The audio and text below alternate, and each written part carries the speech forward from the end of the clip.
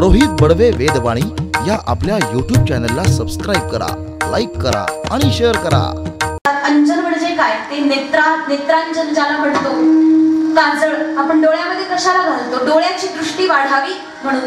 तर शास्त्र सांगते की गुरु नख पद गण मणि गण ज्योती सुमिरत दिव्य दृष्टी ही होती। बघा की गुरूंच्या नखामध्ये जी धूळ असते ना, त्या धुळीला जर आपण माथ्याला लावलं, आपण आणि भागवतामध्ये तर आणखी सांगितलंय की गुरूंच्या पायाची धूळ जर आपण स्वतः पूर्ण अंगाला लावली, न्हावून निघालो तर काय होईल? अज्ञान पूर्णपणे दूर होईल। हे गुरूचं सामर्थ्य आहे। गुरूंच्या चरणाची रज ही आपल्याला ज्ञानाचा बोध करून देण्याचं सामर्थ्य ठेवते।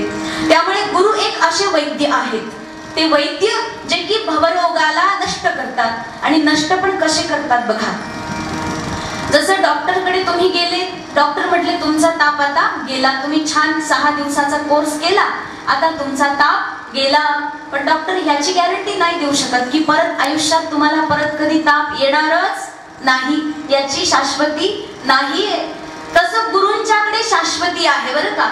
एकदा भवरोग गेला रे गेला की त्यानंतर परत तो येणार नाही, याची आत्यंतिक निवृत्ती आहे। अत्यंत निवृत्ती म्हणजे अशा प्रकारे तो निवृत्त झाला की ह्यानंतर परत येणार नाही। भवरोग आता कायमचा गेला। अशा प्रकारे आपल्याला त्या ठिकाणी गुरूंची या करता गरज आहे।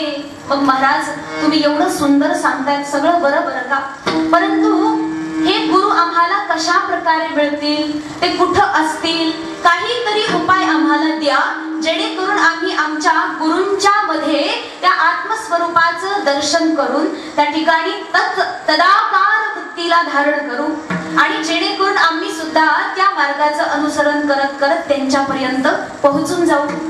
तेव्हा त्या ठिकाणी अनेक उपाय सांगितले गेले तरीही माणसाला काही कळालं नाही। मग तुमच्या आमच्या सारख्या लोकांना कळावं म्हणून अत्यंत सोप्या भाषेचा वापर करून महाराज या प्रश्नाचं उत्तर देतात अभंगाच्या पहिल्या चरणात।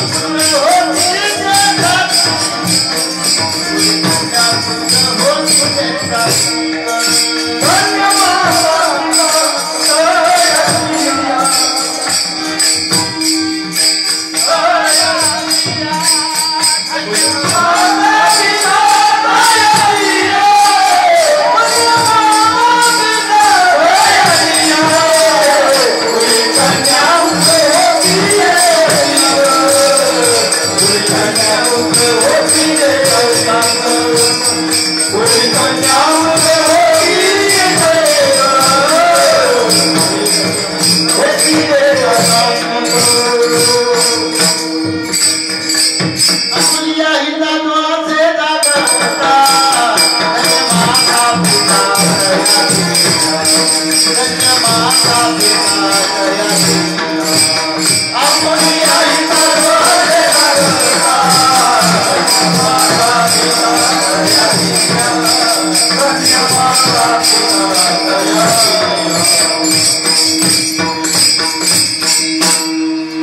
अत्यंत सुंदर असं उत्तर दिलं महाराजांनी. काय म्हणाले?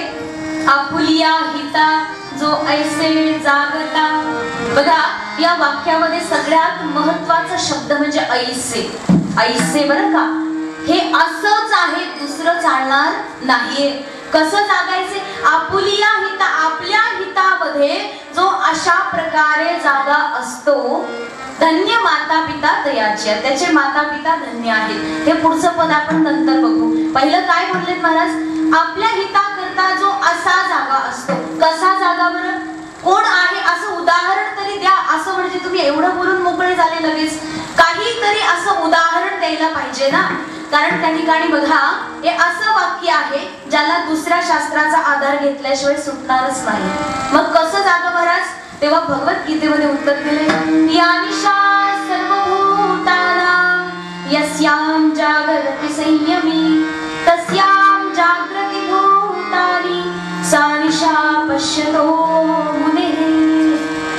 भगवान सांगतायत की अर्जुना, या निशा, जी निशा आहे, जी रात्री आहे, त्या रात्रीच्या वेळी लोक झोपतात, त्यावेळी संत महात्मा जागे असतात. आणि ज्या वेळेला बाकीचे लोक जागे असतात त्या ठिकाणी संत महापुरुष झोपलेले असतात. बघा, आता इथे रात्री आणि दिवसाचा अर्थ वेगळा आहे. रात्री काय असतं?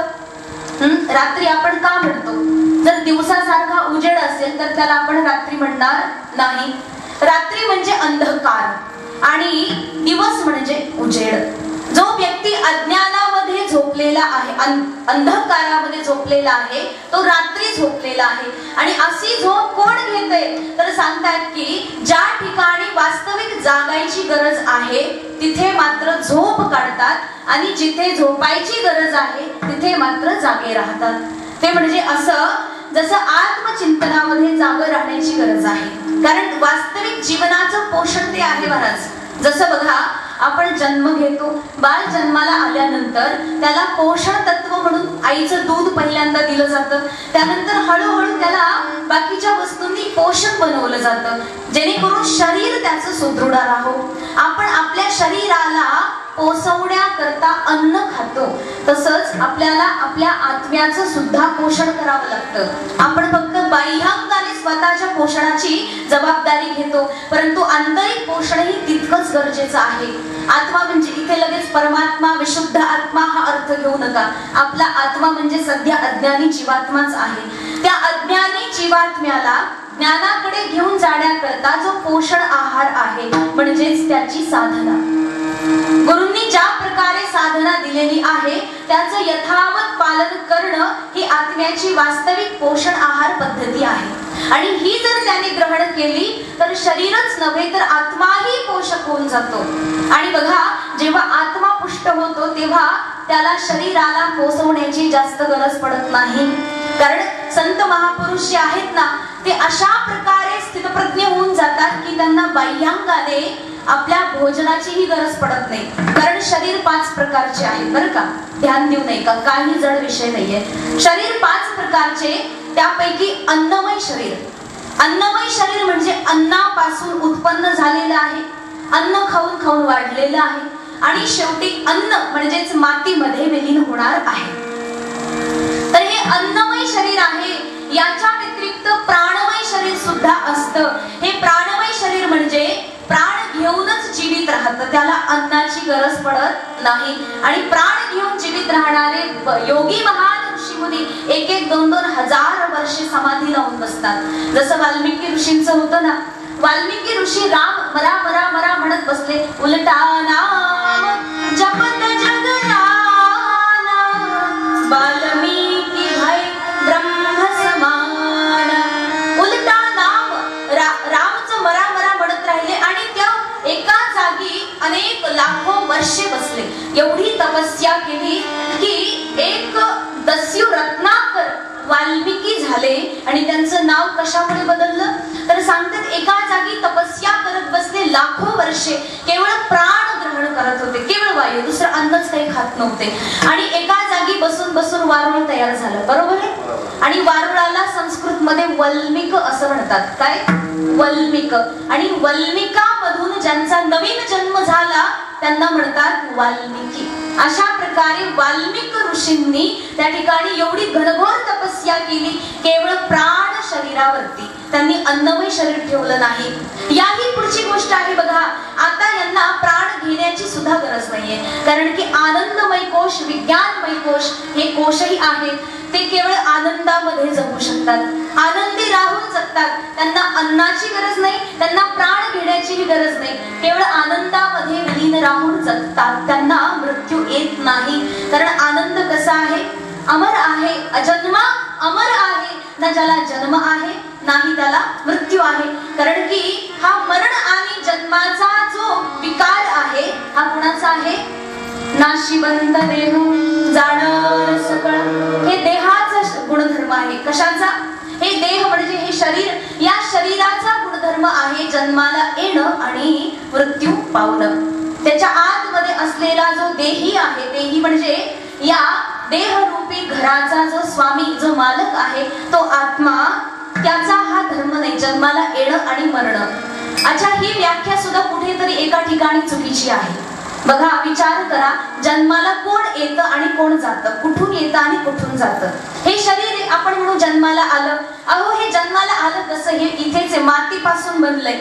इथलीच माती आहे, याच मातीपासून बनलंय. हीच माती खाऊन खाऊन वाढले आणि शेवटी याच मातीमध्ये ते पूर्णपणे विलीन होऊन जाते. याचा अर्थ हे शरीर कुठूनच आलं नाही, हे फक्त मातीचाच खेळ आहे. त्याच्यामुळे या शरीराचा सुद्धा जन्म अथवा मृत्यू म्हणता येणार नाही. मग आत्म्याचा बघा, शरीराचाच जन्म मृत्यू नाही तर आत्म्याचा कुठून असणार आहे? आत्मा तर सदा सर्वदा अनंत आहे. केवळ या शरीराला कसं बदलतो? वासांसी चिरडानी यथा विहाय नवानि गृह्णाति नरो पराणि तथा शरीराणि विहाय चिरडानि अन्यानि संयाति नवानि देहि. जसं आपण शरीरावरती कपडे घालतो आणि हे कपडे नवीन असतात तोपर्यंत ठीक आहे, घालून घालून एकदम जुने झाले, आता ते वस्त्र फाटणार आहेत. अशा स्थितीमध्ये तुम्ही काय करता? त्या वस्त्राचा त्याग करता आणि नवीन वस्त्र धारण करतात. तसं म्हटले आत्मा सुद्धा बघा या शरीर रूपी वस्त्राला धारण करतो. आत्म्याचं वस्त्र आहे हे शरीर, आणि या शरीराला धारण केल्यानंतर एक असा काळ येतो जेव्हा हे शरीर जीर्ण होतं. जसं कपडा जीर्ण होतो, फाटतो, त्याचप्रमाणे शरीर सुद्धा जीर्ण होतं. आणि हे शरीर जीर्ण झालं की या शरीराला टाकून वस्त्र रूपी हे नवीन शरीर दुसऱ्या ठिकाणी हाच आत्मा धारण करतो.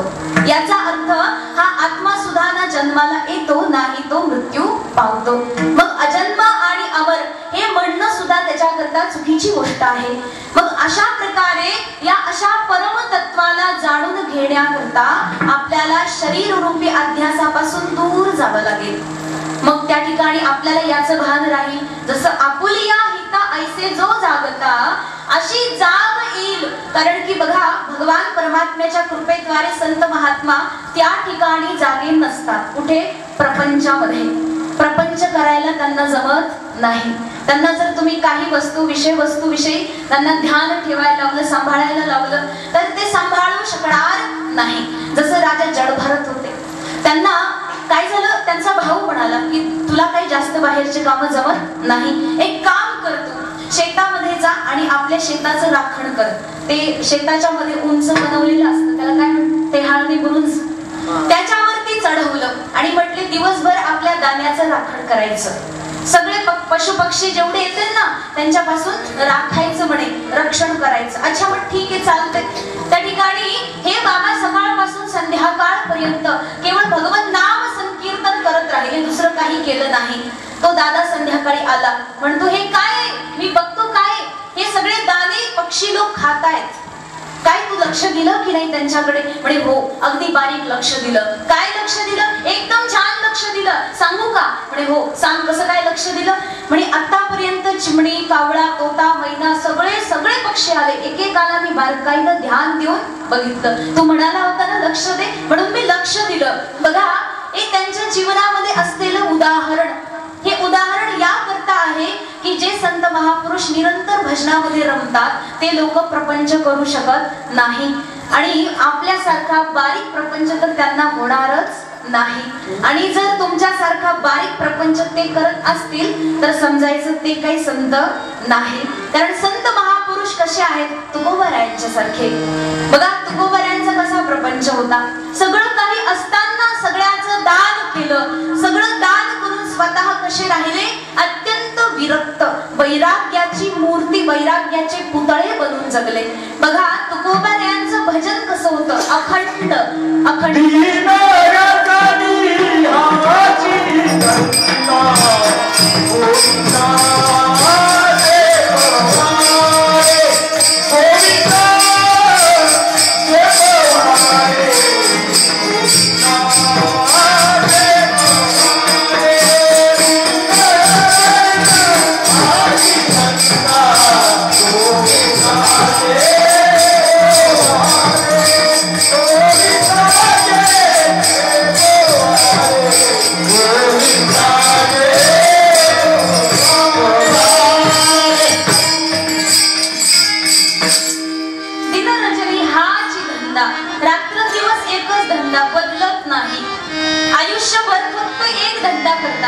आणि कायम स्वरूपी अखंड तैल धारावत असं अखंड काय करतात? गोविंदाचे पवाडे.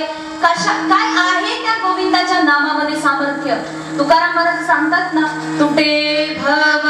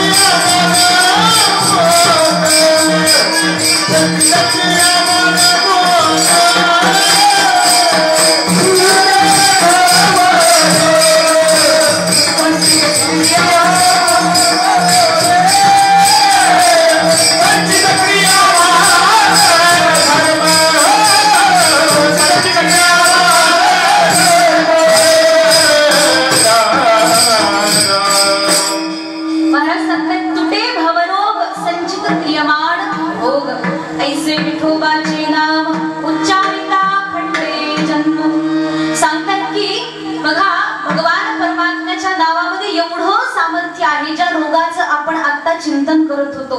त्याचं नाव आहे भवरोग. आणि हा तुटून जातो कायमचा. कसा?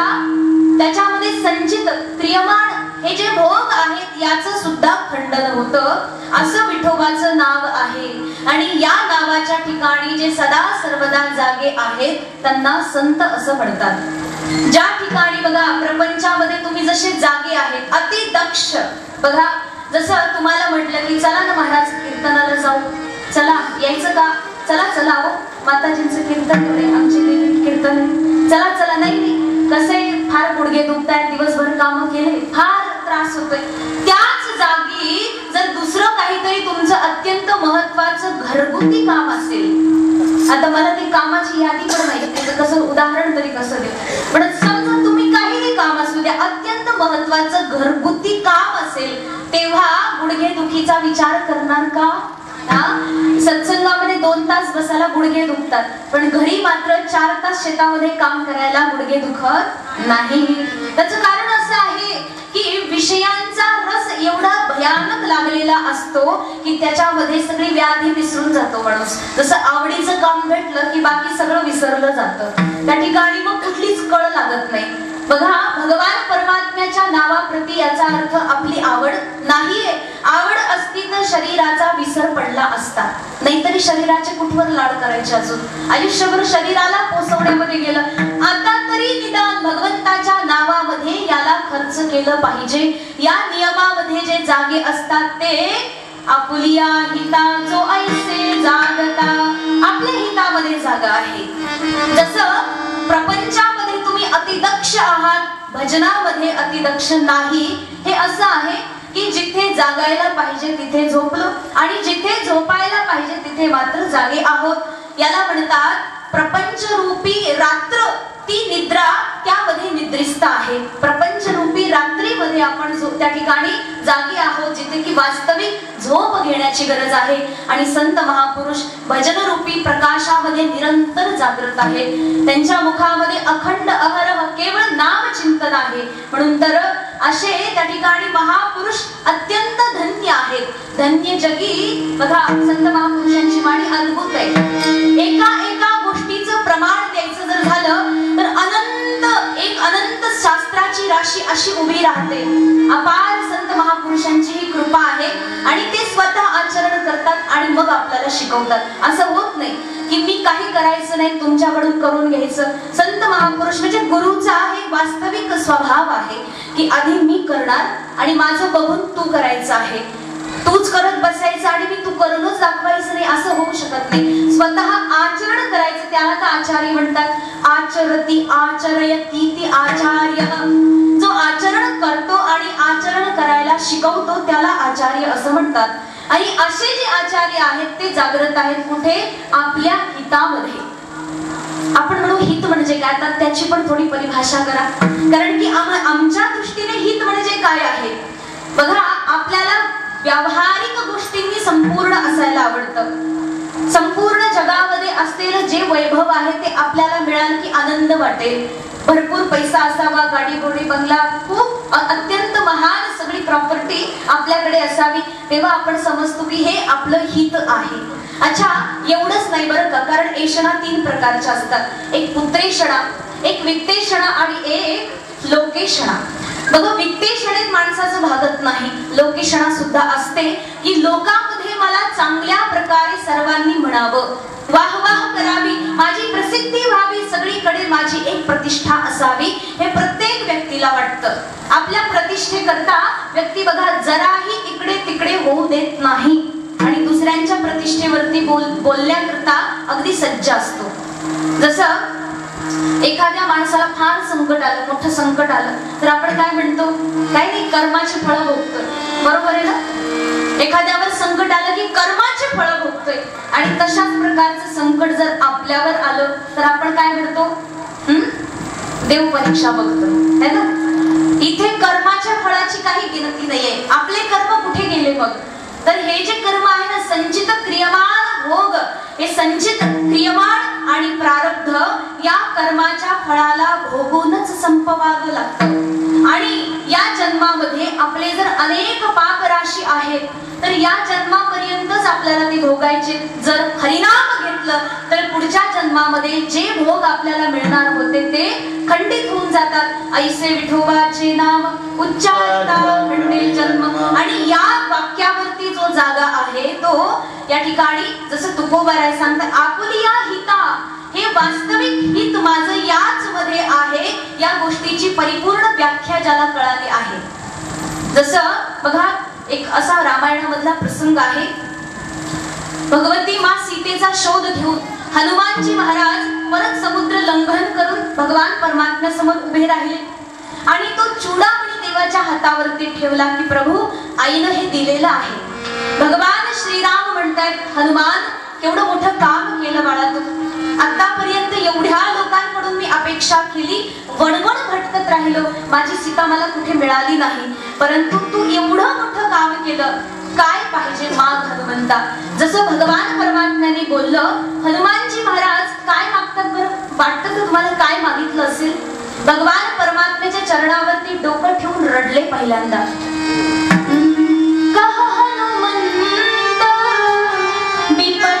प्रभु सोई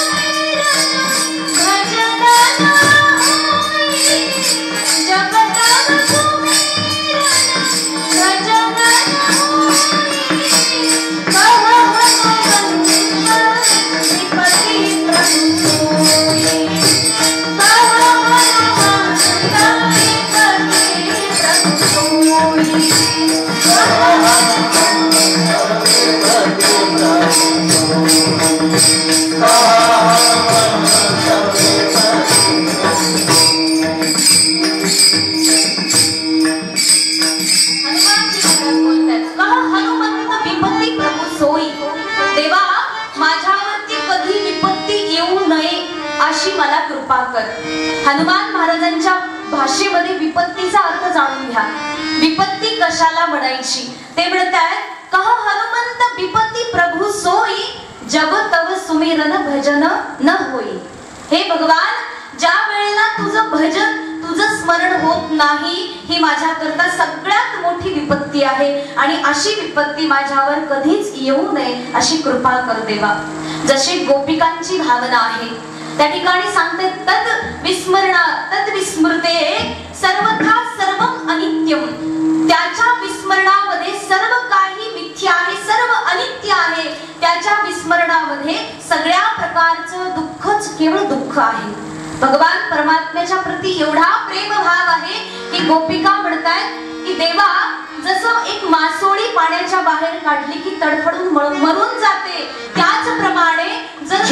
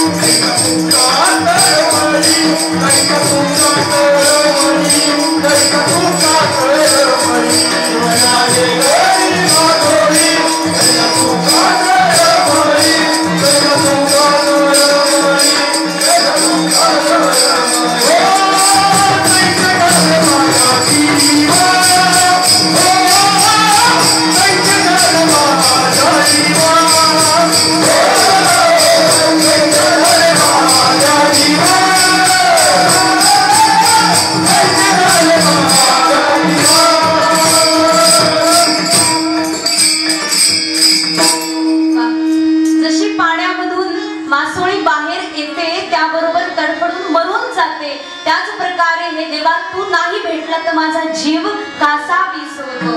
तद विस्मरणे परम व्याकुल तेती यथा ब्रज गोपिकानां. जशा प्रजांगणा गोपिका आहेत, देवाचं स्मरण झालं नाही तर आकुळ व्याकुळ होऊन जातात. काही कामधंदा शिल्लक राहत नाही, सगळं काही विसरून जातात. अशा प्रकारे भगवान परमात्म्याच्या नामा व्यतिरिक्त येणारं एवढं मोठं संकट हे माझ्यावर कधीच नकोय. काय हनुमानजी महाराज दिव्य साधना मागतायत बघा.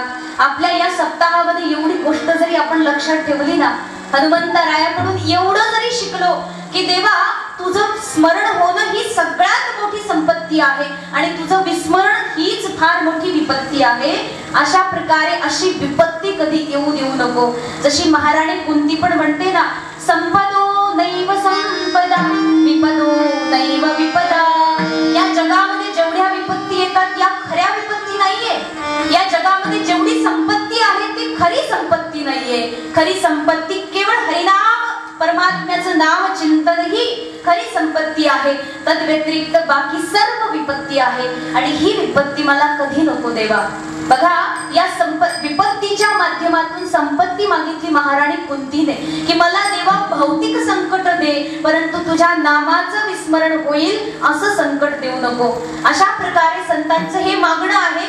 म्हणजे देवाच्या नामाप्रती ते सदा सर्वदा जागे आहेत. अशा प्रकारे या ज्यांना कळालं की माझं वास्तविक हित म्हणजे देवाच्या नामाचं स्मरण हेच आहे, म्हणून आपुलिया हिता ऐसे जो जागता ऐसे. बरं का, असं जे जाग आहे कसं, जशा गोपिका, जसं त्या ठिकाणी तुकोबारायांचं वर्णन आहे, ज्या ठिकाणी हनुमंतरायांचं वर्णन ऐका, अशा प्रकारे जो जागा आहे त्याचे आई वडील कसे आहेत. धन्यवाद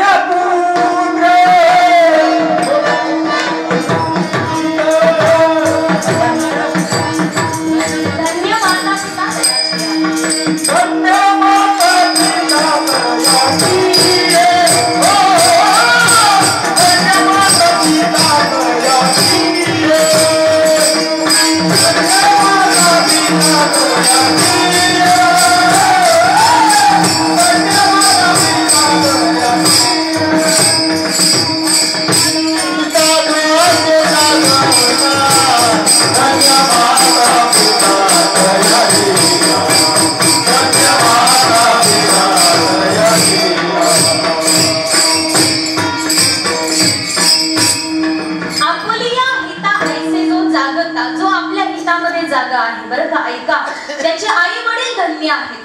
कोण धन्य आहे? आई वडील. बघा आता प्रश्न असा येतो, महाराज तुम्ही आई वडिलाला धन्य कशाला म्हणाले? पुण्य कोणी केलं? या पुत्राने केलं. पुण्य राम नाम याने घेतलं. या राम नामाच्या बळावरती आई वडिलांना धन्य करून टाकलं तुम्ही. बरं ठीक आहे, आई वडील धन्य आहेत असं आम्ही म्हणू. जसं महाराज ध्रुव आहेत. ध्रुव महाराजांची आई माता सुनीती अत्यंत पुण्यशीला आहे, अत्यंत कुलस्वभाविनी आहे आणि त्यांच्या जीवनामध्ये निरंतर शास्त्र चिंतन आहे, भगवंत चिंतन आहे. आणि अशी आई, ज्या आईनं आपल्या 5 वर्षाच्या बाळाला वनामध्ये तपस्येला पाठवलं, ती आई केवढी धन्य आहे बरं. म्हणून अशा आई करता धन्य म्हणणं एक गोष्ट ठीक वाटते, बरोबर आहे. असे माता पिता धन्य आहे असं समजू आपण. परंतु अनेक असे उदाहरणे ज्यामध्ये अतिव्याप्ती होऊन जाते. अतिव्याप्ती, अव्याप्ती आणि असंभव अशा प्रकारचे 3 दोष असतात कुठल्याही लक्षणामध्ये. म्हणजे हे कुठल्या एखाद्या गोष्टीचं लक्षण करायला सांगितलं आणि ते लक्षण या दोषाच्या बहिर्भूत असेल तर समजायचं अचूक आहे, परंतु हे दोष त्यामध्ये असतील तर बिनचूक नाही. अच्छा ऐका बरं ध्यान देऊन. काय आहे? अतिव्याप्ती, अव्याप्ती आणि असंभव हे गोष्ट, हे शब्द जे आहेत ना अत्यंत पारिभाषिक आणि किचकट जरी वाटत असले तरी तुम्हाला कळावं म्हणून मध्ये थाप नाही दिली तरी चालेल. महाराज मी काय बोलते मग कळतच नाही. विठ्ठल विठ्ठल विठ्ठल.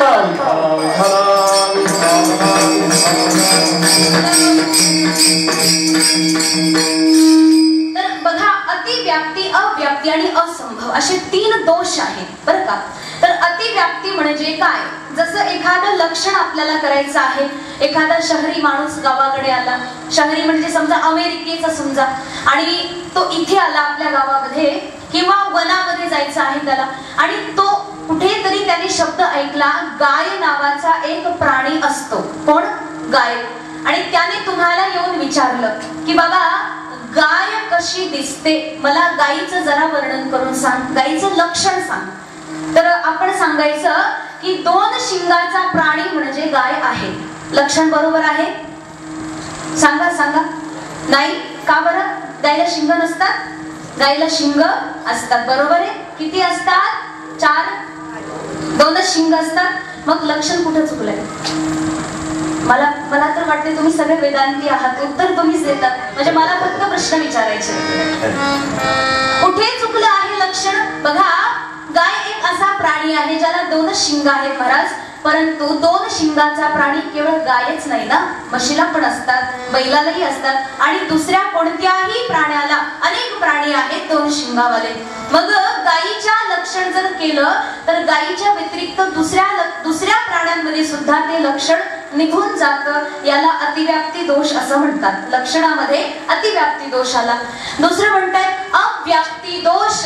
तर सांगतात की अव्याप्ती दोष म्हणजे ज्या ठिकाणी काही गायी ठिकाणी बसतात, काही गायामध्ये बसत नाही. जसं त्या ठिकाणी सांगतात गोहो कपिलत्वम. त्या माणसाने विचारलं बरं आता सांगा गायीचं लक्षण. तुम्ही म्हणले काळ्या रंगाची गाय असते. वर्णन बरोबर आहे? हा, काळ्या रंगाची गाय असते ना. तर गाय काळ्या रंगाची असते हे खरं आहे, पण बाबा पांढऱ्या रंगाच्या गायीला काय म्हणायचं मग? ती गाय नाही का? ती पांढऱ्या रंगाची सुद्धा गाय आहे. अर्थात हे जे लक्षण तुम्ही केलं गायीचं, ते लक्षण एका गायीमध्ये बसलं, दुसऱ्या गायीमध्ये बसलं नाही. याला अव्याप्ती दोष म्हणतात. म्हणजे लक्षण केलं, काही ठिकाणी बसलं, काही ठिकाणी बसलं नाही. मग त्याला विचारलं मग असा असंभव दोष असणारं काही लक्षण सांगा. गायीचं लक्षण आता त्याने केलं, ज्या प्राण्याला एकच नखी असते. नख्या माहितीये ना? नख्या. ज्या प्राण्याला एकच नख्या आहे त्याला गायी असं म्हणतात. गायीला एक नख्या आहे की किती आहेत?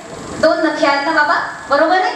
तर 2 नख्या असणारा प्राणी गाय आहे, परंतु तो म्हणाला की एकच नखी असणारी गाय असते. तर असंभव लक्षण आहे.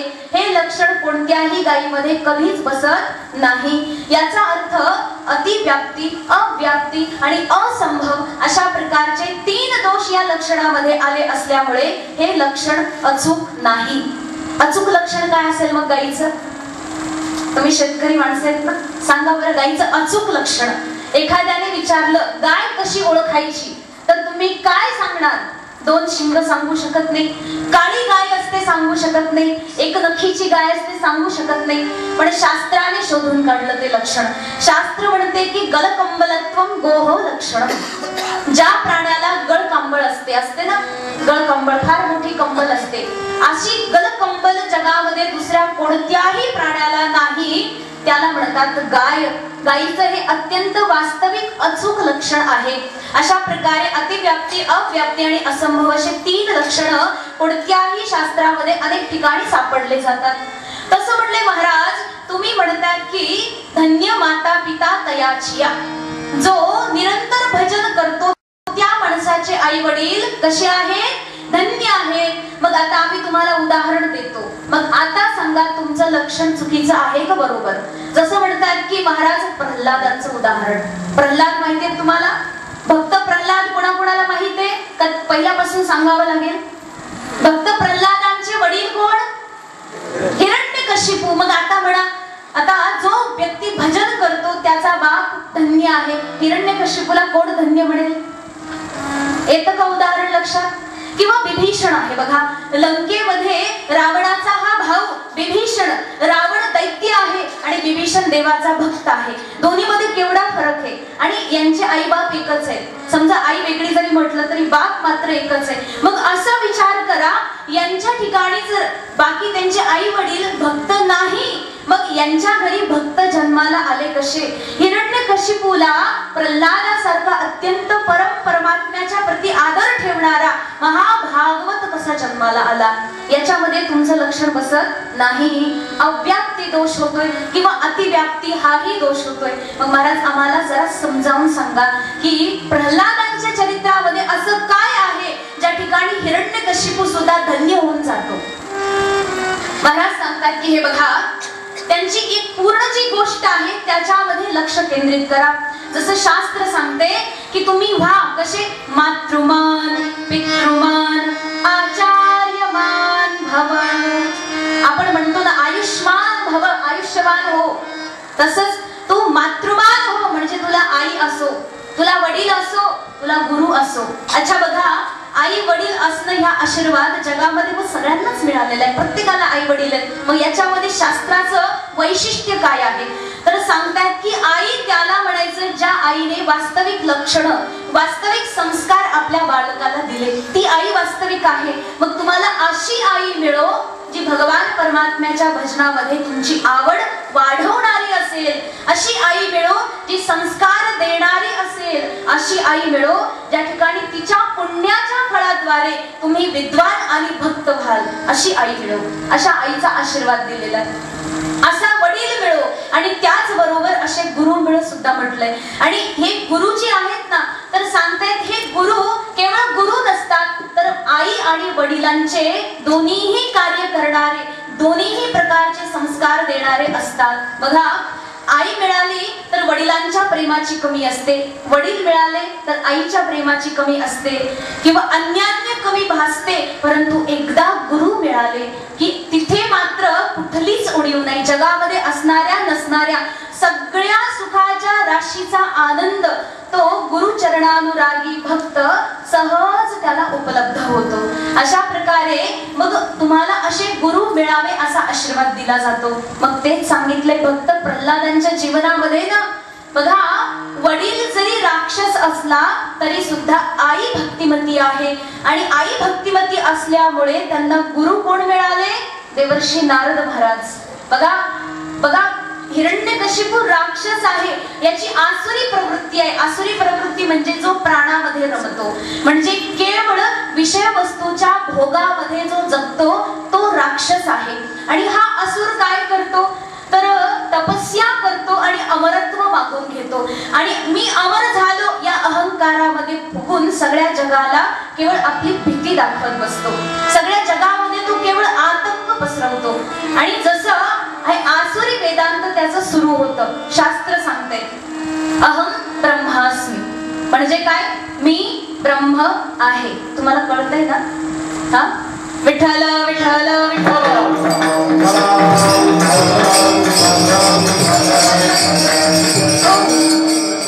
शास्त्र सांगते अहम ब्रह्मास्मी, म्हणजे मी ब्रह्म आहे.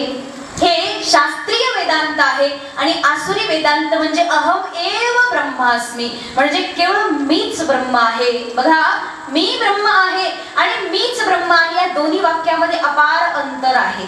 आणि मीच ब्रह्म आहे असा म्हणणारा अहंकारी आहे, हा राक्षस आहे, हा हिरण्यकशिपू आहे. आणि त्याने काय केलं, भगवान विष्णूला त्रैलोक्यामध्ये बघायचं, शोधायचं ठरवलं की या विष्णूला मी शोधतो, त्याच्याशी युद्ध करतो आणि एकदाच त्याला संपवून मोकळा होतो.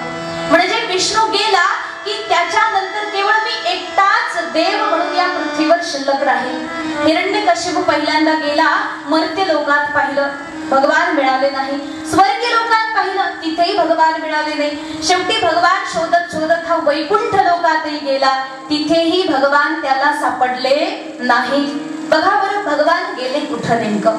कारण की भगवान वैकुंठामध्ये तरी निदान भेटायला पाहिजे. तिथे माता लक्ष्मी एकटीच बसली होती, भगवान विष्णू नव्हते. मग ते गेले कुठं? भगवान सांगतायत, भगवान तर अत्यंत चतुर आहे. चतुरा तो शिरोमणी गुण लावण्याची खाणी, चतुरांचा शिरोमणी आहे. भगवान म्हणतात की तू मला तुझी माया दाखवतोय, हे बघ मायापतीची माया तू पहा. भगवान परमात्मा त्याच्या हृदय स्थानामध्ये जाऊन बसतात बरं का. भगवान म्हणताय, हा दैत्य मला मारण्याकरता आला तर मी अशी एक सुरक्षित जागा शोधतो ज्या ठिकाणी या राक्षसाला मी सापडणार नाही. भगवान परमात्मा सगळ्या जगामधून अदृश्य झाले आणि हिरण्यकशिपूच्या हृदयात जाऊन बसले. बघा, हृदयामध्ये, कारण भगवंताला माहित होतं हा दैत्य सगळ्या जगामध्ये मला शोधत बसेल परंतु स्वतःच्या हृदयात पाहणार नाही. मग हिरण्यकशिपूचं हृदय किती सुरक्षित जागा आहे देवाकरता, भगवान तिथे राहिले. बघा, हा माणूसही तसाच आहे. सगळ्या जगामध्ये शोधिसी मानवा रावळी मंदिरे, भगवान परमात्म्याला सगळ्या ठिकाणी शोधतो. मोको कहा ढूंढे रे बंदे, मैं तो तेरे पास में, नामे देव नामे मस्जिद नाकाबे कैलाश में. जसं मला कुठे कुठे शोधतो माणसा, नामे जप में, नामे तप में, नाता में कैलाश में. नामे जप में, नामे तप में, नामे नामे कैलाश में.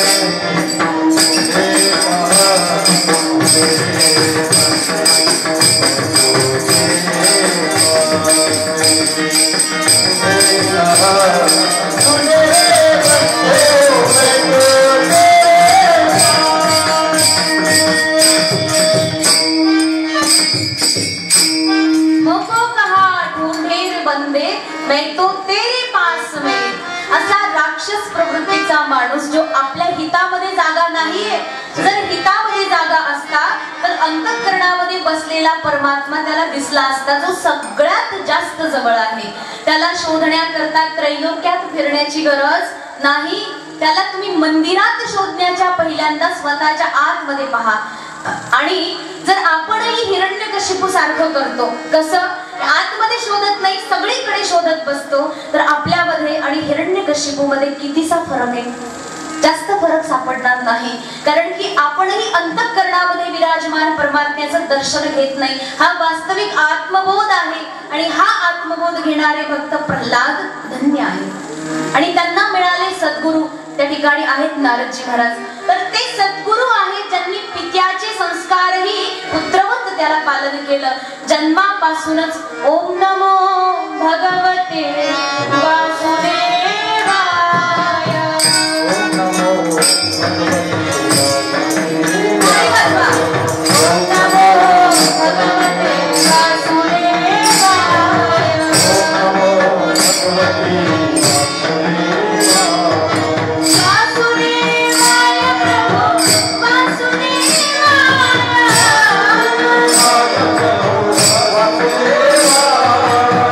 वासुदेवाय प्रभु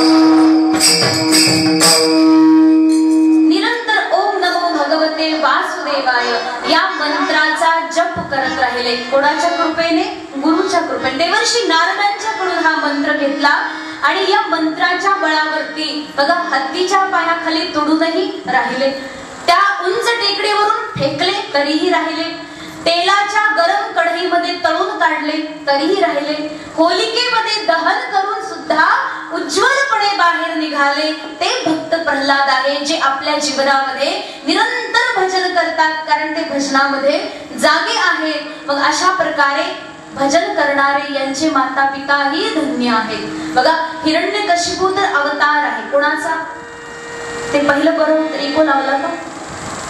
विठ्ठल विठ्ठल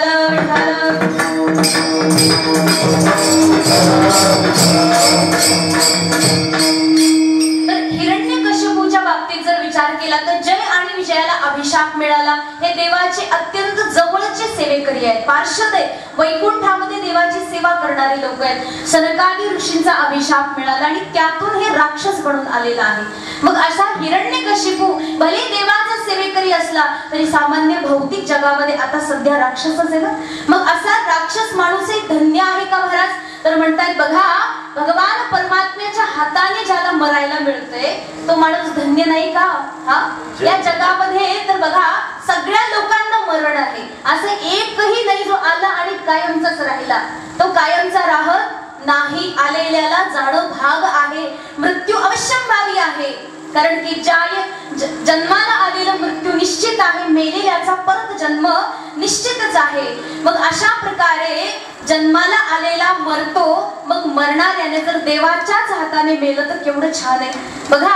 आणि देवाच्या हाताने मृत्यू आला त्याचं असं कारण आहे ते म्हणजे भगवान परमात्म्याचे भजन करणारे भक्त प्रल्हाद त्यांच्या घरात आहे. असे प्रल्हाद जरी घरात असले ना महाराज तरी हिरण्यकशिपू सारखे माणसही आपण सगळे मुक्त होऊन जाऊ. भले नरसिंह भगवान नाही येणार आपल्याला मारायला, परंतु काहीतरी अशी विशेष विभूती मात्र आपल्या उद्धाराकरता नक्कीच उपस्थित असेल. त्याकरता त्या ठिकाणी धन्य माता पिता तयाची असं म्हटलेलं आहे. कारण की बघा जे स्वर्गवासी लोकही असतात पितृलोक आदी यांना सुद्धा हीच अपेक्षा असते की आमच्या घरामध्ये कोणीतरी असा भक्त जन्माला यावा. पाहता ती वाट पाहता ती वाट स्वकीचे फुले, पाहता ती वाट स्वकीचे फुले, हो पाहता ती वाट स्वकीचे फुले, पाहता ती वाट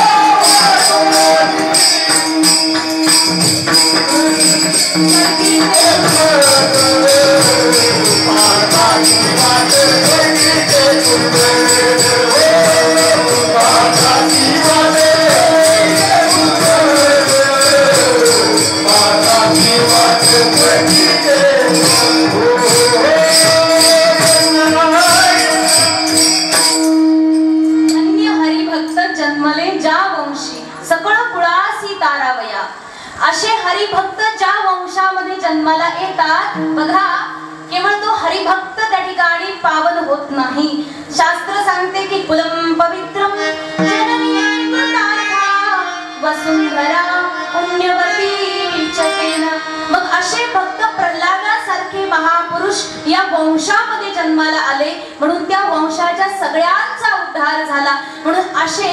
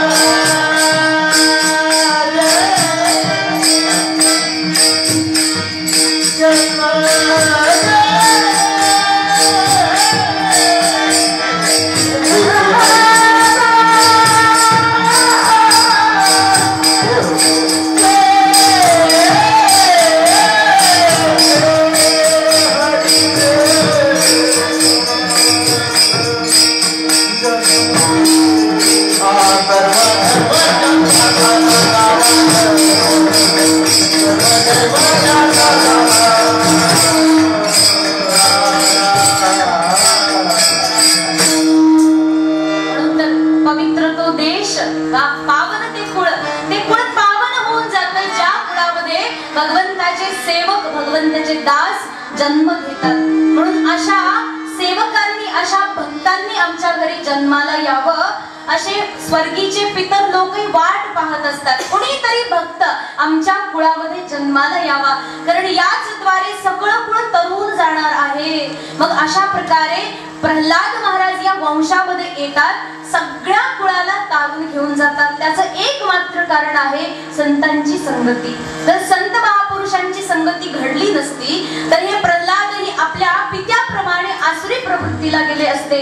परंतु मातृसेवा मातृ आचरण शुद्ध आहे आणि गुरुची सेवा गुरुच्या गृही राहून आत्मस्वरूपाचा बोध घेत नामचिंतनामध्ये तल्लीन आहे. त्याचा परिणाम त्याचा फळ असा आहे की बघा, भगवान परमात्म्याची एवढी मोठी कृपा झाली, पूर्ण कुळच पावत होऊन गेलं. म्हणून असे आपल्या हितामध्ये जो जागा आहे त्याचे माता पिताही धन्य आहेत. माता पिताही निरंतर आत्मचिंतन करूनच पुढे जातात, तत्काळ सद्गती प्राप्त होते. म्हणून असे आपल्या कुळामध्ये जन्माला आले पाहिजे, हेही सांगतात महाराज अभंगाच्या दुसऱ्या चरणात.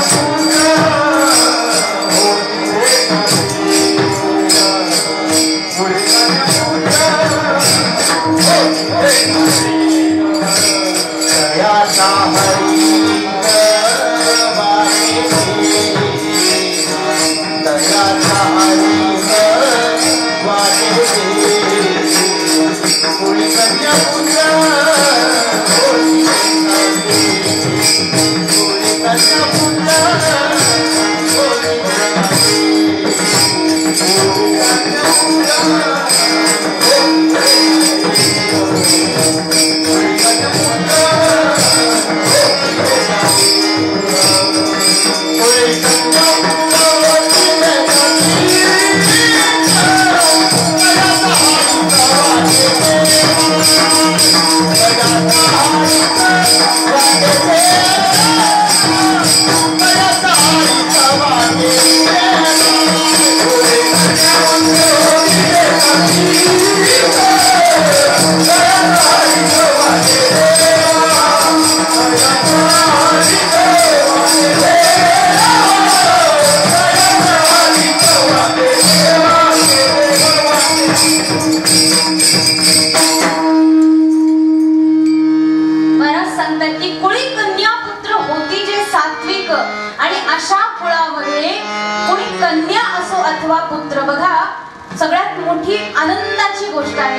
बऱ्याच ठिकाणी या गोष्टीचा प्रचार असतो की मुलींना परमार्थ करण्याचा अधिकार नाही, कन्या असेल तर परमार्थ करायचा नाही, कीर्तन ऐकायची नाही, भजन ऐकायची नाही. मग बघा, जर मुलींना काढलं ना महाराज तर इथे 20-30% सुद्धा गर्दी राहणार नाही, कारण 70% गर्दी आमचीच आहे, बरोबर आहे. बाकीचे लोक कोणी कन्या पुत्र, कन्याला पहिलं स्थान दिलेलं आहे, पुत्र नंतर म्हटलेलं आहे. म्हणून सगळ्यात पहिल्यांदा सांगितलंय ही कन्या का बरं, तर जसं सांगतात की या ठिकाणी जशी आई असते ती पतिव्रता धर्माचं पालन करते, तत्पूर्वी पिताव्रताचं धर्म पालन करते, पित्याच्या आज्ञेमध्ये राहते आणि पिता ज्या प्रकारे आचरण शिकवेल त्या आचरणाचं त्या ठिकाणी संस्काराचं पालन ती पुढच्या जीवनामध्ये करते. दोन्हीही परिवारामध्ये जी निरंतर शांती, सुख आणि समाधान, लक्ष्मीची वर्षा करते. म्हणून ती कन्या सुद्धा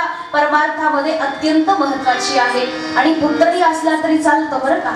अच्छा, तुम्ही म्हणणार आहे तर पुत्राला तुम्ही गौण करून टाकलं, परंतु तसं काही नाहीये. त्या ठिकाणी कुणी कन्या पुत्र होती जे सात्विक, समान भाव आहे. आणि ते कसे असले पाहिजे म्हणतात, सात्विक असावे. कारण सात्विक वृत्तीमध्येच माणूस भजन करू शकतो बरं का. कारण की राजसिक तामसिक वृत्ती भजनाला बाधा आहे. कशी काय, जसं म्हणतात की तामसिक वृत्ती म्हणजे जसं त्या ठिकाणी शास्त्र सांगते की जे लोक आहेत ज्यांच्या मनामध्ये की काय छिंदी भिंदी पिब खाद परस्वम अपहर, भगवान शंकराचार्य भाष्य लिहितात ना, तर ते 9व्या अध्यायामध्ये गीतेवरती सांगतात की राक्षस माणूस कसा ओळखायचा, ज्याच्या जीवनामध्ये फक्त छिंदी भिंदी, अरे तोड फोड, हे खा मार हाड या सगळ्या गोष्टी असतात, तो तामसिक व्यक्ती आहे.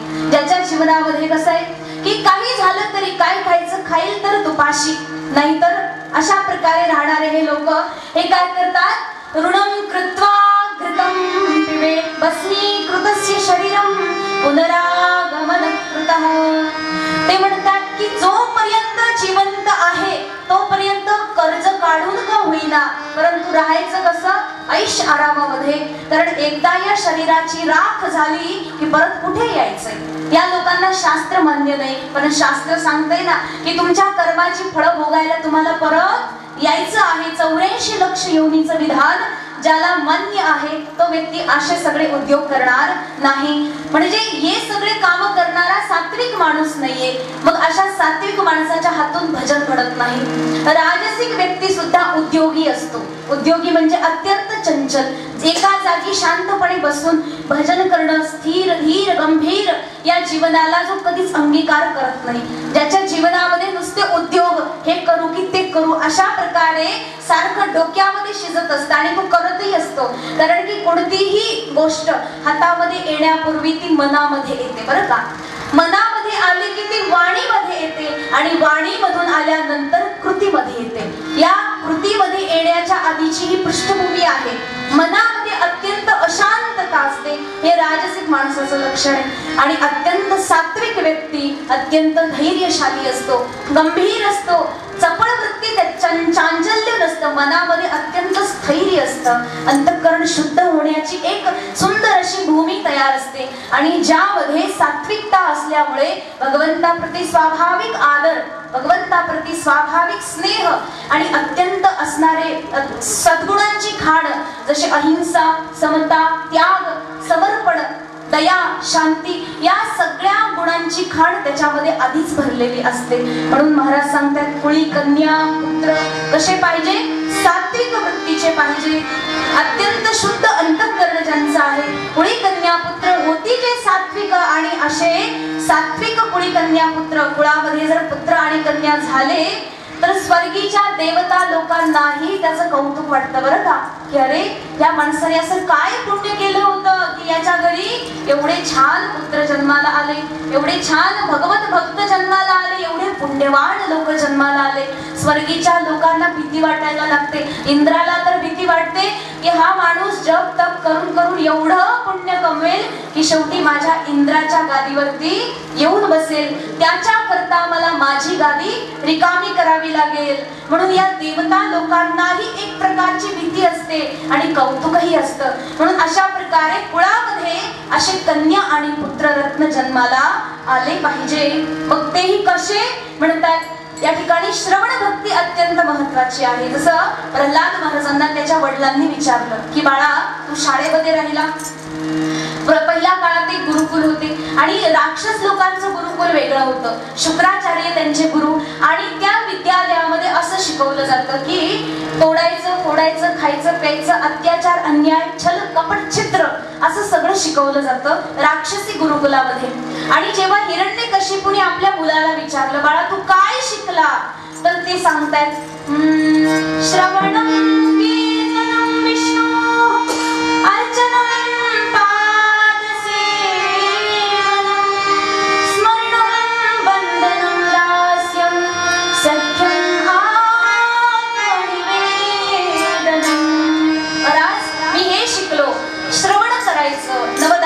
सांगितले एका श्लोकामध्ये. श्रवण भक्ती सगळ्यात पहिली आहे म्हणून जास्तीत जास्त ऐकण्याचा संदेश दिला. काय ऐकायचं? गीता भागवत करीती श्रवण अखंड चिंतन विठोबाचे. शास्त्र सांगते श्रवण करायचं, कानांचं काम त्या ठिकाणी करायचं आहे. काय श्रवण करायचं? गीता आणि भागवत हे या ठिकाणी उपलक्षण आहे, परंतु संपूर्ण शास्त्राला ग्रहण करायचे. श्रुती प्रस्थान, स्मृती प्रस्थान आणि दर्शन प्रस्थान. जसं या ठिकाणी आहे की गीता उपनिषद आणि ब्रह्मसूत्र या सगळ्याला ग्रहण करायचे. भागवत ग्रंथ उपनिषद आणि संपूर्ण वेदाचं सार आहे म्हणून गीता आणि भागवत या ठिकाणी सांगितलं आहे. हे दोन ग्रंथ असे आहेत ज्याच्या पुढे श्रीमद शब्द लागलाय. श्रीमद भगवद्गीता आणि श्रीमद भागवत महापुराण. तर या दोन शब्दाच्या पुढे हे लागले याचा अर्थ हे साक्षात भगवंताची वाणी आहे. भगवंताने सांगितलंय, जशी गीताही देवाने सांगितले आणि भागवतही देवाने सांगितलं. म्हणून हे दोन ग्रंथाचं नाव याकरता घेतलं की भगवंताची वाणी ज्याने निरंतर श्रवण केली आहे. अशा प्रकारे गीता भागवत करीती श्रवण. निरंतर भागवत आणि गीता श्रवण करतात. बरं श्रवणच का म्हटले बरं? दुसरं काहीतरी म्हणू शकत होते. तर म्हणते श्रवण भक्ती जी आहे ती सर्वात महत्वाची आहे. जर तुम्ही ऐकलंच नाही तर बोलणार काय? आपण मराठी बोलायला कधी शिकलो बरं? कधी शिकलो? चांगलं 1-1.5 वर्ष ऐकून घेतली घरातल्या लोकांची, तिथून पुढे बोलायला लागलो का? जन्माला आल्याबरोबर बोलायला सुरुवात केली नाही ना. ऐकून घेतली पहिली, फार ऐकली, तेव्हा कुठे बोलता यायला लागलं. भगवान तेच सांगतात की पहिल्यांदा ऐकून घे, सत्संग ऐकून घे, त्यानंतर अखंड चिंतन विठोबाचे, त्यानंतर चिंतन घडेल. कारण की चिंतन करायचं कशाचं? काही विषयच माहित नाहीये, त्याच्याकरता श्रवण हे फार महत्वाचं आहे. म्हणून श्रवण करण्याकरता देवाने 2-2 कान दिलेत. बरं का? दिलेत ना तुम्हाला सगळ्यांना? कुणाकुणाला 2-2 कान आहेत? एवढं तर ऐकायला येईल तुम्हाला, एवढं तर वाक्य समजेलही. 2-2 कान सगळ्या प्राण्यांना देवाने दिले, पण तोंड मात्र एकच दिलं. आणि हे दोन्ही कान एकच काम करतात. उजवा कानही ऐकतो आणि डावा कान सुद्धा ऐकायचं काम करतो. आणि तोंड एक असा अवयव आहे की 2-2 काम करतं. जसं खायचंही काम आहे तोंडाला आणि बोलायचं सुद्धा काम आहे. बघ म्हणतात की कमीत कमी खा आणि कमीत कमी बोला, जास्तीत जास्त ऐका, त्याकरता 2 कान दिलेले आहेत देवाने. म्हणून गीता भागवत करीती श्रवण. श्रवणेंद्रियाचा वापर जास्तीत जास्त करा. गीता आणि भागवताचं चिंतन करा. यानंतर भगवान परमात्म्याचं वास्तविक चिंतन आपल्याला घडेल. अखंड चिंतन विठोबाचे. विठोबा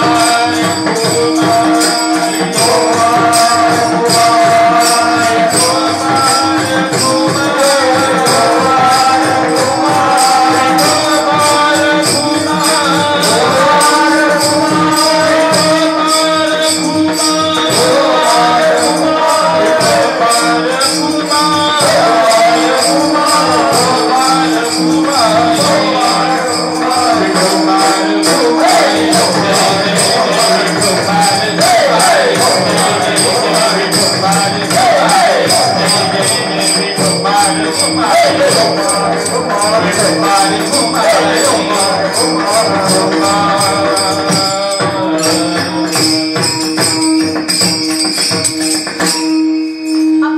चिंतन भगवान परमात्म्याचं व्हावं हा एकमात्र उद्देश आहे या अभंगाचा. कारण त्याच माध्यमातून तुम्हा सर्वांच्या ठिकाणी एक अशी अद्भुत अद्वितीय भगवंताची कृपा होणार आहे जी कधी होऊ शकत नाही. एक तर त्या देवाचीच कृपा आहे म्हणून सर्वस्व आहे आपल्याकडे आणि त्या सर्वस्वाला त्या सर्वेश्वराच्या चरणावरती समर्पित करण्यामध्येच आपलं वास्तविक जीवनाचं हित आहे. आणि या हिताच्या ठिकाणी जो जागा आहे तो आपुलिया हिता ऐसे जो जागता त्याचेच माता पिता केवळ धन्य आहेत. आणि जो मात्र आपल्या हिताप्रती जागा नाही म्हणजे भगवान परमात्म्याच्या चिंतनात रमला नाही त्याची माता पिता कधी धन्य होऊ शकत नाही. कारण बघा कोणत्या आईला असं वाटतं की माझा मुलगा राक्षस म्हणून जन्माला यावा? कोणत्या आईला वाटतं का? एखाद्या तरी आईला, इथं बसलेल्या आईला नाही वाटत? मग काय वाटतं ते सांगा? की आमचा मुलगा देवा माणसाप्रमाणे असावा, साधू संत म्हणून जन्माला यावा, संन्यासी बनावा असं वाटतं? मला तेही नाही वाटत. कोणाकोणाला वाटतं? राक्षसही व्हायला नको, साधूही व्हायला नको, मग नेमकं मधलं काय पाहिजे? मध्ये तोडगा असतो, मग ते आयुष्यभर फक्त लोंबत बसतो. मग काय म्हणायचे? साधू म्हणजे संन्याशासारखे भगवे कपडे घालणं याला साधू म्हणत नाही. जीवन सुद्धा साधू असतं माणसाचं. जीवनामध्ये सद्गुणांची संपत्ती हीच साधुता आहे, हेच वास्तविक वैराग्य आदी हे सगळे गुण आहेत. आणि हे जर आपल्याकडे आहे तर आपलं समस्त गुण धन्य आहे. म्हणून अशा प्रकारे निरंतर श्रवण भक्तीला प्राधान्य द्यावं. आपण म्हणतो की आम्हाला कळतच नाही, कसं ऐकायचं? तुम्ही जे सांगता आम्हाला कळतच नाही. बराच कळतच नाही म्हणून ऐकायचंच नाही का? कधी ऐकलंच नाही तर कळेल तरी कसं? म्हणून पहिलं ऐकलं पाहिजे, हे महत्वाचं आहे. श्रवण भक्ती अत्यंत महत्वाची. जेवढे जास्तीत जास्त आपण श्रवण करू तेवढी भगवान परमात्म्याची गंभीरता आपल्याला जाणवते, अनुभवाला येते. काळांतराने त्या अनुभवामध्ये आपण स्थिरही राहायला शिकतो. केवळ श्रवण भक्ती ही अत्यंत महत्वाची आहे. म्हणून निरंतर श्रवण करायचं. गीता भागवत करीती श्रवण अखंड चिंतन विठोबाचे. आणि अशा विठोबाच्या चिंतनामध्ये रमणारे जे संत महापुरुष आहेत यांच्या चरणाची सेवा जीवनभर जरी करत राहिलो तरी माझ्या जीवनाची धन्यता कुठेतरी मला पाहायला मिळेल. अभंगाच्या शेवटचं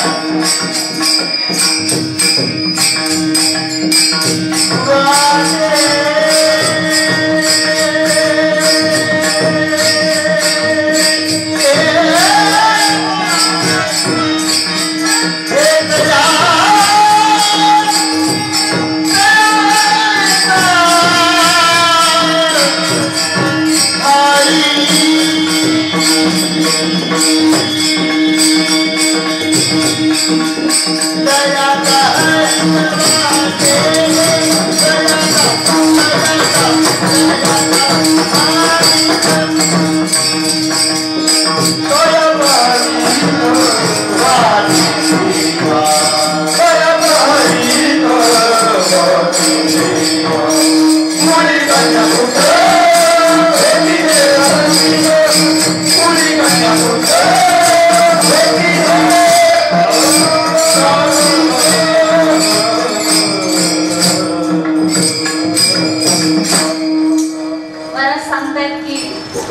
अशा संत महाभागांची जर निरंतर मला सेवा घडत राहिली तर माझं भाग्य उदयाला येईल।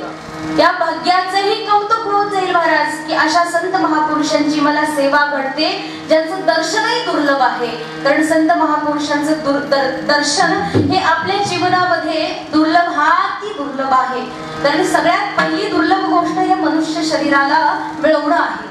या मनुष्य शरीरामध्ये देवाची ओढ ही दुसरी दुर्लभता आहे। आणि तिसरं म्हणजे भगवान परमात्म्याच्या रस्त्याकडे घेऊन जाणारे संत महापुरुषांचं दर्शन होणं आहे। आणि अशा महापुरुषांची जर मला सेवा घडली तर मग तर माझ्या दैवा पार नाही, मग तर विचारूच नका माझं भाग्य काय असेल मोठं। अशा प्रकारे संत महापुरुषांची ही देण आहे आपल्याला। आणि बघा हनुमंत महाराज जे आहेत त्यांच्या जीवनामध्ये दोन्ही प्रकारची कामं आहेत। त्यांनी संत राहूनही भगवंताचं भजन करून लोकांना भजनाचा आनंद दिला, भजन करायची शिकवण दिली। आणि बघा सगळ्या प्रकारची रिद्धी सिद्धी प्राप्त ठेवून सगळ्या प्रकारच्या दुःखाला नष्ट करणारे त्या ठिकाणी भगवानही बनून आपल्यामध्ये उपस्थित आहेत। असं हनुमानजी महाराजांचं हे रूप निरंतर दोन्ही प्रकारचं कार्य करतं। आणि त्यांच्याकडून आपल्याला हे शिकायला मिळतं की देवाचं निरंतर भजन केलं पाहिजे। एकदा सर्वांनी मिळून देवाचं छान असं भजन करायचं, गोड टाळ्या वाजवायच्या, चेहरे आनंदमग्न करायचे आणि भजनामध्ये सर्वांनी तल्लीन होऊन जायचं। रात्र गेली निघून तरी कळालं नाही पाहिजे, बरोबर आहे?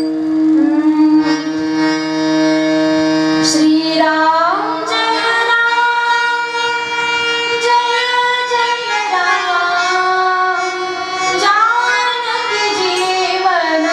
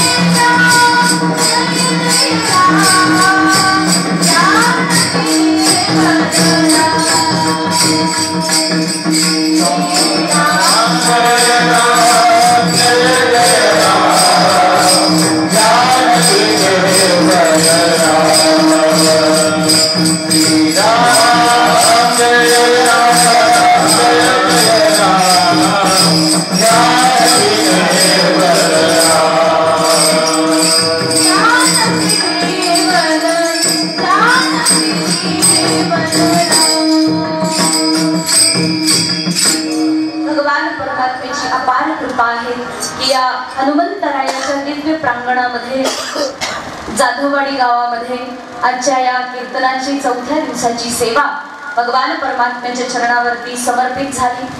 भगवान परमेश्वराच्या कृपेने तुम्हा सर्वांची अत्यंत अनमोल अशी सहायता या ठिकाणी मिळाली। सगळ्यांची नावं घेणं काही शक्य नाही, पण विशेष म्हणजे बालगोपाळ एवढे उपस्थित आहेत, देवी भगवती पण इकडे उपस्थित आहेत। खरंच खूप आनंद वाटला की सर्व म्हणजे जे आहे ना पुढे कन्यापुत्र होती जे सात्विक याला म्हणतात महाराज की जीवनामध्ये भक्ती करायची आणि भक्ती करून करून त्या देवाच्या भजनामध्ये नाचायचं, त्याच्याकरता सगळी लाज सोडावी लागते महाराज। सगळी लाज सोडली तरच माणूस असे कपडे घालेल टाळ गड्यात अडकवेल आणि मग भजनामध्ये नाचेल.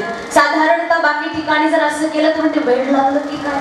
बघा, सगळं सोडून जीवनामध्ये भजन करण्याचं हे महत्व ज्यांना कळालं त्यांनी जीवनामध्ये काहीतरी मिळवलं, आपल्या पूर्वजांना काहीतरी दिलं आणि आपल्या येणाऱ्या पिढीलाही काहीतरी संस्कार शिल्लक ठेवले.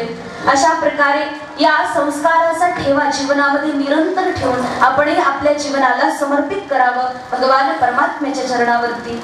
आजची झालेली सेवा भगवान परमेश्वराच्या श्री सद्गुरूंच्या चरणावरती समर्पित करून वाणीला विश्राम देऊ. ज्ञानेश्वर